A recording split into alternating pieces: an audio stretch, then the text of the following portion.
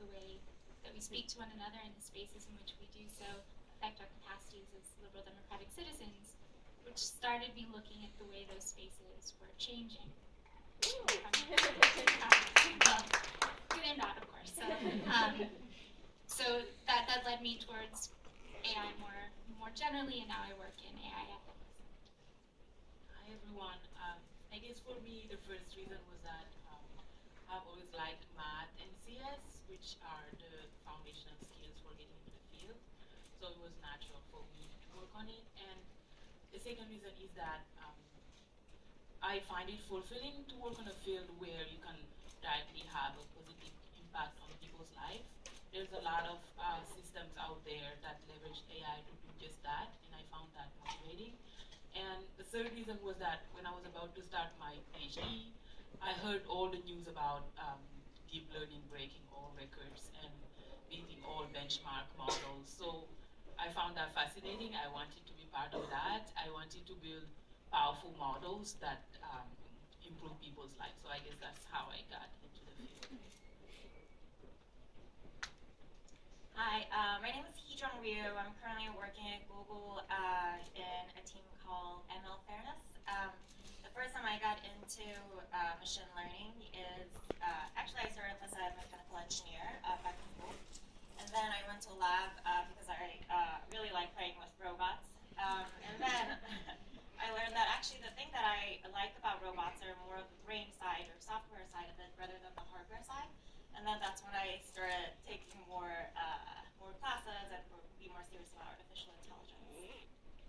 Thanks. So I think just to frame this discussion a little bit more on how each of us are involved in AI, can we go back and we'll start with Hee-Jung this time and talk a little bit about what you're currently working on and what's your favorite topic that kind of gets you excited to go to work every day?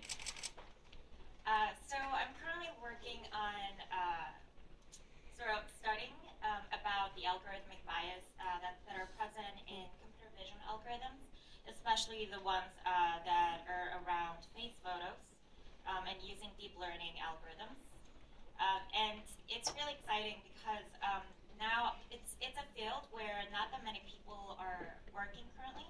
However, it is such a powerful research because once it's done, you can actually apply it in the product and in the real life to make it work for everyone. I mean, think about if there is a product, say like face authentication app that you wanted to install in your house, and if it doesn't work for wives and your daughters, then what does that mean? So it is very interesting and very exciting because it's a very important yet the last step and often forgotten step that a lot of algorithmic researchers are not working on, and I'm happy to be in the forefront of the research. Thanks. How about you, Arjun? I work on deep sequence models with application to natural language understanding. Deep sequence models, they leverage artificial neural networks to model temporal data, for example, financial data, medical data, tracking data, speech and text. And in my research, I focus on text data, and my hope is that I can be able to build systems that can understand language, and if successful, that can benefit people in many different ways. For example, it can improve self-services by having machines be able to conversate naturally with people.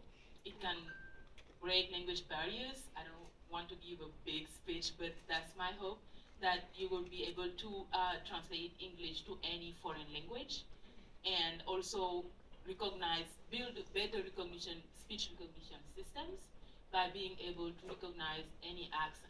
That last part is for myself because Siri doesn't understand anything that I say.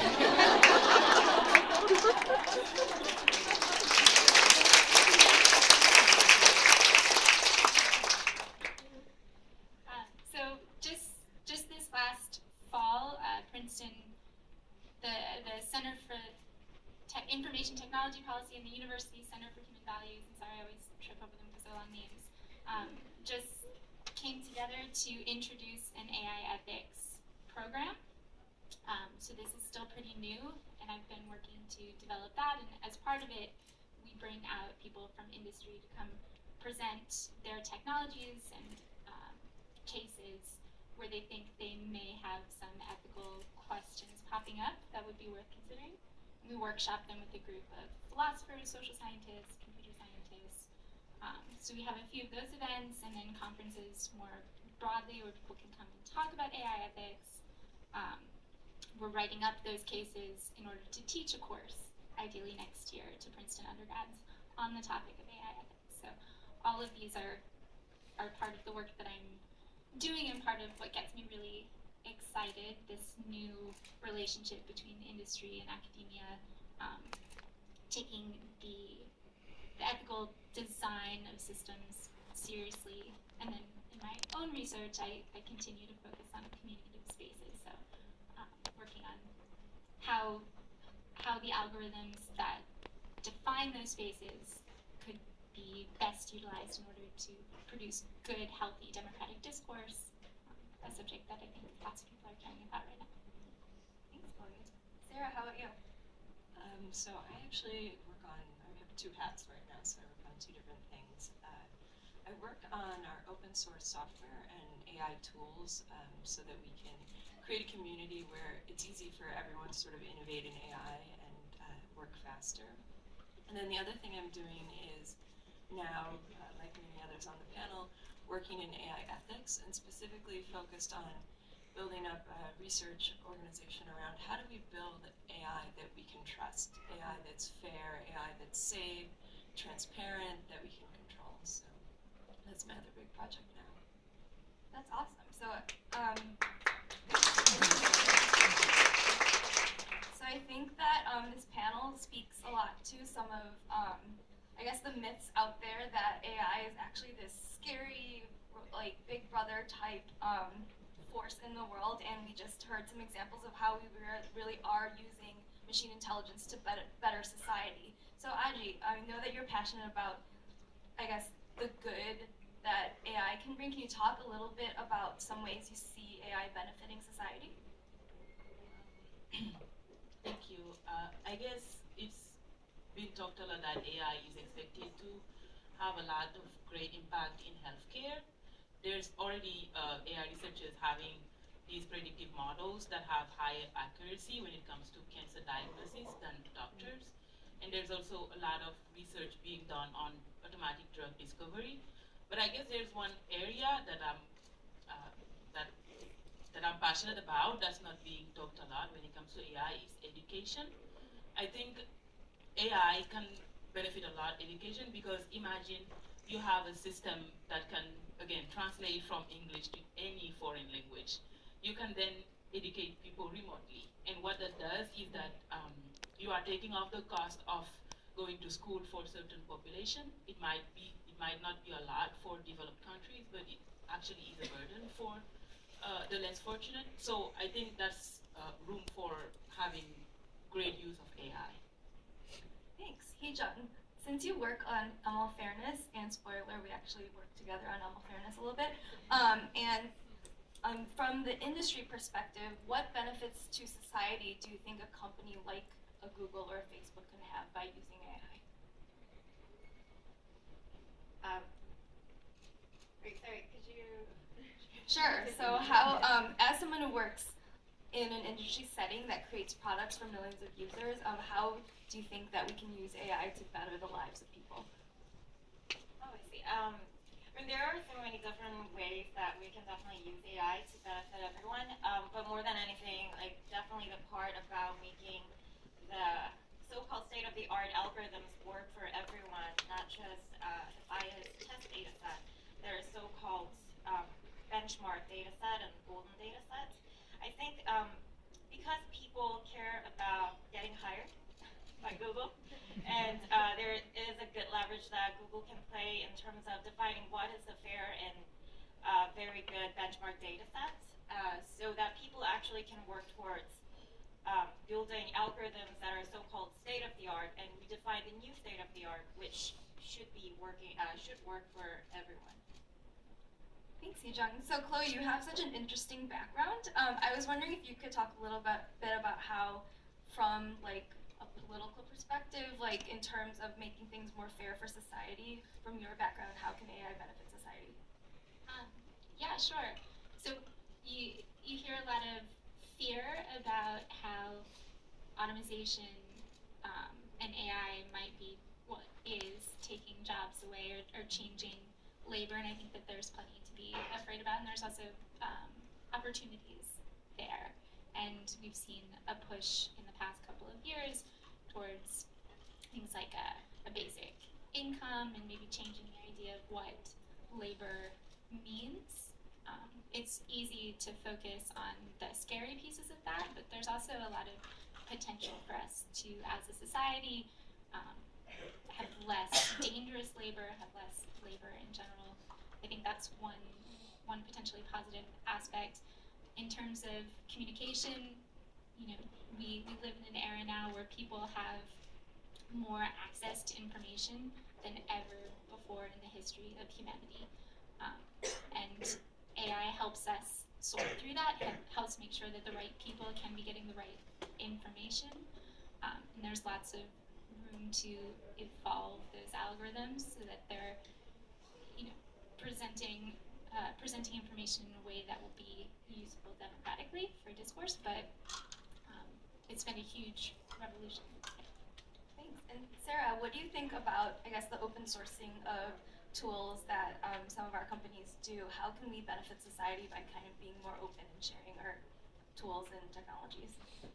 So I think one of the challenges right now is we're just in the very early stages of AI, and the algorithms can do some things really well, and that looks very promising, but there's lots of things that they can't do. And so we really need a lot of people working on this, and a lot of people with different backgrounds in different areas. And so by putting tools out there, we can actually make it possible for people who maybe don't have the resources to build their own tools, build up their entire software stack, to be able to contribute and do amazing AI work without having to be at a company that can afford to do this, like Google or Facebook.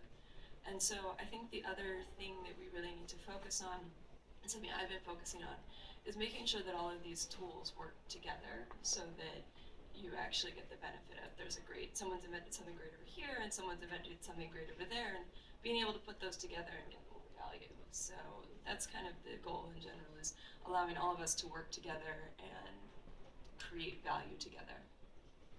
Great, thanks. So something that we've talked a little bit about so far are some of the misconceptions out there about machine learning and artificial intelligence. What are some of the strangest myths that you've heard about AI and ML? We'll start with Chloe.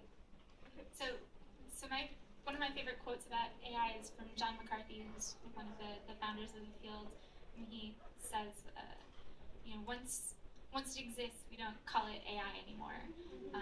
People are really focused on these future applications of AI and the robots and all of that, but we actually have a lot of AI functioning already, and Sarah's right, like a lot of these things can't do everything yet, and some of these might be very far off, but it does already exist, so that's my biggest misconception, I guess. How about you, Hee-jung? What weird myths have you heard lately?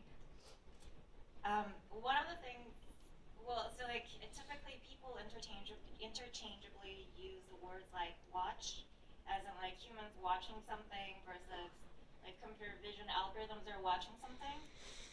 And that makes you believe that computer visions are like human beings and it's doing really smart things. And that's the whole point of using the word watch.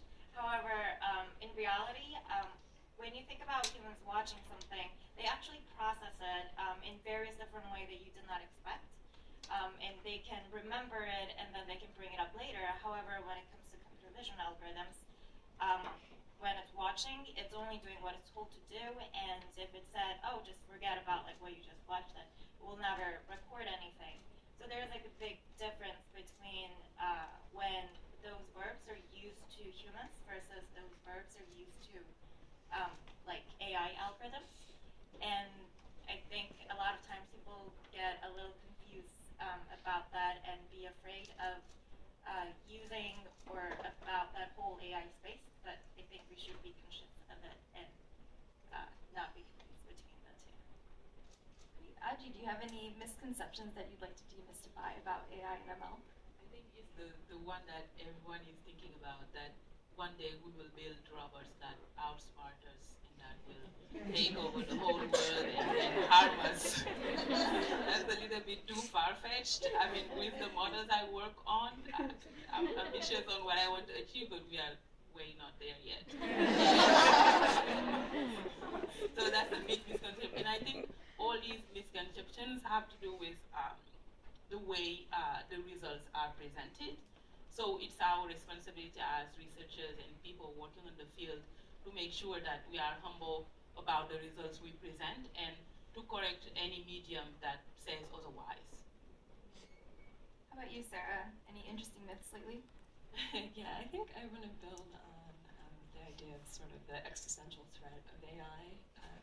I think that so one challenge is it's very hard to tell what it is doing and what it can do or not do, right? You talk to Siri or Alexa and sometimes it sounds brilliant and then sometimes you're like, I don't understand why you didn't understand that. And so I think it's very hard for people to understand where we are with the technology, and that leads us naturally to kind of go to eventually it will take over and the existential threats. And I think the bigger focus right now is around maybe the bigger threats are some of this, what's it going to do to the labor market, or are algorithms fair, or reinforcing historical biases? And so I think the biggest misconception is about where are the challenges with AI and what is the thing that we need to focus all of our energy on. And I think it's certainly not about killer robots. Can I add something to that? Yes, please. Well, we can all clap to it now. But I think one of the reasons not to be quite so scared about that doomsday scenario is that it's not going to happen without us also. That being involved in the thinking through of how these technologies develop, it's not going to just happen. We can choose to make sure that it doesn't happen. So is that you guys trying to say that cybernet is never going to happen? John Carter will never be born? Does anyone want to take this question? I think to add to what Chloe was saying, we need to focus on making sure that we have the right societal infrastructure, legal infrastructure, frameworks to think about how we use this technology and how automated it is and what oversight there is. And so I think it's that we're part of the story of creating that future. And there is a version where if we just made all these automated decisions over time, maybe it would feel like that. But I think it's more that together right now we can sit down and figure out how are we going to design this technology, how are we going to design how we audit it and regulate it and use it and think about it. And so I think we're a big part of the story of what it looks like in the future. Yeah, I think, sorry, we're going to wrap up in just a minute, but so we've touched upon some of these kind of myths and fears that people have about AI, but more specifically, we talked about one of the biggest challenge is to make sure that people get good education around what it does and what it does not do. But can each of you talk a little bit more about some of the biggest challenges and how we are attempting to solve some of these problems? Hee-jung, what do you think? So one of the biggest, just discussed about the regulations and that we are part of making the decisions. And I think the biggest challenges that we should be solving is to make sure all these algorithms that are going to be productionized are actually fair across various different demographic groups. And because often it is very difficult for one person to put him or herself in another person's shoe, I think everyone should speak up if it's not working for them or if they think like something else about these algorithms are missing through various channels. And also, of course, big companies or big research teams should also try to open up the communication channels so anyone can chime in and speak up. Thanks. Sarah, what do you think the biggest challenge right this minute in AI would be? I think it's bringing together all of the diverse groups of people that we need to actually invent this future. So like, let's say we were thinking about how do we make AI that makes fairer and good decisions in healthcare. Then we would need, you know, healthcare experts and experts on people and experts on law and experts on the technology. And we all have to solve this problem together, which means all of us need to learn a little bit about those areas and we need to work together. And so I think one of the biggest challenges right now is bringing those diverse communities together and building a community that has that mixed background that can think about the future of AI. To shed some light from a research perspective, Chloe, can you talk a little bit about what challenges like the academic community has in AI and how we can perhaps bridge the gap there? Yeah, well, it's similar to what Sarah's talking about, that there are these disciplines that just don't speak to each other that much. So there are computer scientists who are worried about the technological aspects, and some of them are worried, many people in this room are worried about the ethical questions too, and the practical and political questions. And there are philosophers on like other sides of campus who think about these big questions but don't necessarily tie them in to actual technologies, or they're afraid of the technologies. I guess that's one of the biggest misconceptions too, is that people feel like these technologies are too scary to even talk about. So part of the challenge is getting them in the room together. Part of the challenge is also getting industry in the room with them, because I think it's very important that when we're looking at these systems and thinking about how they could be better going forward, we just start by looking at how they exist right now. And a pure academic researcher at a university who's sort of isolated isn't going to have those resources unless there's willing to be, unless people are willing to have an open dialogue back and forth. So that's been one of the more rewarding parts of this last year, the amount of excitement that we've seen on both sides. Thank you. And Aji, as a current PhD student, what challenges are you kind of coming across, and how are you kind of bringing interdisciplinary folks together? I guess for me, the challenge that I see is that AI is too data dependent, and the problem with that is the data that we have come with the biases we have as humans, and so the models that we create need to take that into account. And I'm happy that there are researchers that are working on issues of ethics, transparency, fairness. And the second challenge that I can think about is it's too compute heavy. Like I need like 10 GPUs to run things. And it's a barrier for people who want to enter the field and who don't have the resources. If you're not a big corporation like Google or Amazon, you won't be able to leverage AI to its fullest. But I'm also happy that they're helping in the sense that they're giving free credits. You can use, for example, Google Cloud to run models and things like that. So that's a step toward making AI available to everyone. Thanks. So since we talked about challenges and some of the misconceptions, I wanted to kind of focus back on some of the more inspiring things about machine learning and artificial intelligence. So I was wondering if each of you could talk a little bit more about, just as the panel is the future of AI, looking at 2018 and beyond, what's something that you're looking forward to in this space? Chloe, how about you?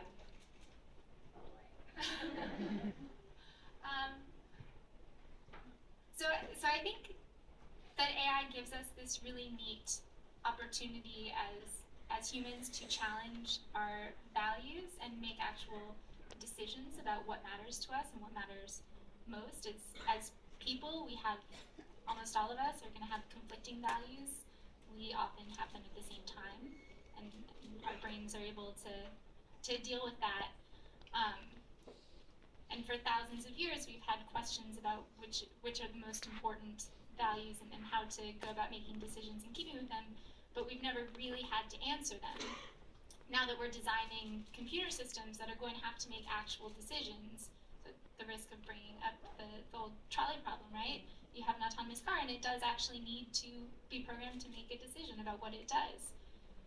That means we have to make a decision beforehand, and that forces us as humans to confront our own hypocrisies, our own conflicting values, and I think that that's scary and also kind of exciting. So I guess I'm looking forward to talking that through and seeing where we go with it. So Sarah, what are you most excited about in the space right now? I think for me, it's really just the concept of empowerment, enabling people to be more productive, more creative. One thing that I've worked on in the past that I'm very excited about in general is personalization, in the sense that now we have algorithms that can help you accomplish what you want to accomplish, or make the right decision specifically for you at that time. And so I think that's a big thing I'm excited about, is no longer having systems that are making decisions for some sort of average person, but instead can make a decision for you and your situation. Great. And Aji, since you're currently in the thick of working on the future of AI, what's something that you're excited about? I'm excited about two things. I'm excited about progress that we make in natural language understanding, because as a field we've made a lot of progress on vision. We can recognize images, we can generate images that look very real, but there's still a lot of room to make innovation in natural language understanding, and it's exciting for me as a researcher to know that there's still room to make an impact. And the second thing I'm excited about is reinforcement learning. I'm looking forward to seeing what it can do beyond games. I also am. So, Hee-jung, what do you think is the most exciting thing in the AI space for the future? I'm excited about two things as well. One of them is definitely being able to see more of a lot of computer vision algorithms get applied to various different ways in our lives. So one of the things that we've always seen the power of computer vision in healthcare is, for example, that it can detect cancer cells better than trained human beings. And I look forward for computer vision to be applied in various ways that actually help our lives in ways like that. And another thing that I've worked on was to have augmenting your life using your phone. So because I often get into a situation where I don't want to share my text message with my boyfriend in subways and in elevators, and because out of the necessity for myself, I just built this app out of the gaze detection model that hides the content from the onlookers. And yeah, so it kind of makes fun of them as well on the screen. It's like, oh, this guy's looking, I'm putting a like rainbow throw up. Yeah, like that kind of thing. Like all those applications really gets me excited. And the second part about it is that somehow, like starting from this year, I'm seeing a lot of interest in diversity and fairness, algorithmic fairness in machine learning. And because of it, or maybe already the things are happening, that a lot of more women are getting interested in this field. And I'm looking forward to walking into the office with more number of women working side by side.